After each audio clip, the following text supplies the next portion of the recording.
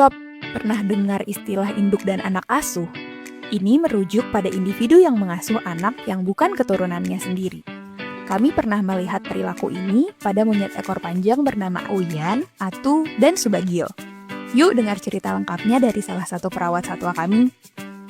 Kalau induk sama anak asuh makaka di sini yang pernah terjadi itu ada makaka yang namanya Atu untuk yang betina besarnya, sama yang kalau anak asuhnya itu pernah terjadi sama si Uyan tahun 2023. Nah, si Atu ini pertamanya emang sendiri ya, jadi proses penggabungan. Nah, melalui prosesnya terjadi ibu asuh sama anak asuh itu kelihatan karena si Uyan ini paling kecil, akhirnya di naluri keibuannya datang dan akhirnya diasuh sama si Atu itu. Nah, setelah beberapa bulan si Uyan diasuh dan dia juga mulai agak besar, akhirnya dilepas sendiri juga sama si Atu. Terus datanglah ada lagi satu serahan dari masyarakat namanya si Bagio, ini malah lebih kecil lagi dari si Uyan.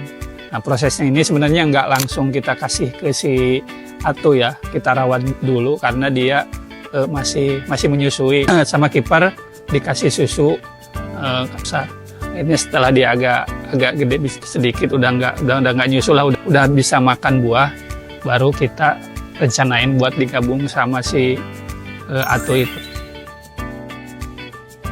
Dengan adanya induk asuh, apalagi dia masih kecil, seperti makan, akhirnya si induk asuhnya ini yang ngajarin. Kalau untuk kelompoknya ya, karena di setiap kelompok itu ada jantan sama individu yang lain juga, sebenarnya bisa melindungi si anak ini juga ke kelompoknya. Ada induk, ada anak sama ada alfanya juga. Jadi lebih ideal untuk dilepas liar.